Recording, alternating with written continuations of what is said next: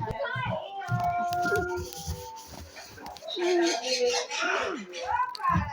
mamãe, estou aqui.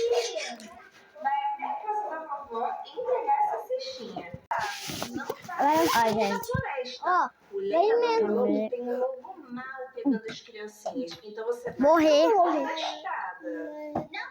Como é que eu vou fazer uma cirurgia depois de morrer, depois ganhar uma casa? Agora é minha vez. Por favor. Que parecia boa. Ô, Vitória. Me tirou o filtro. Para.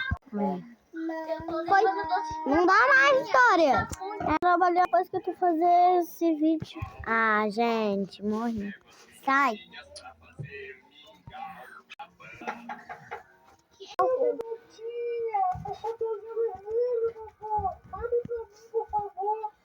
Pode entrar. Mas eu nem morri. A porta está aberta.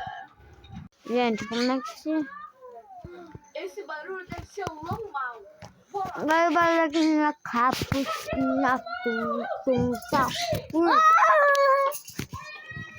Vai na capucina, tum, sal. Dá meu pai. Vai na capucina, tum, sal. Tra, tra, la, la.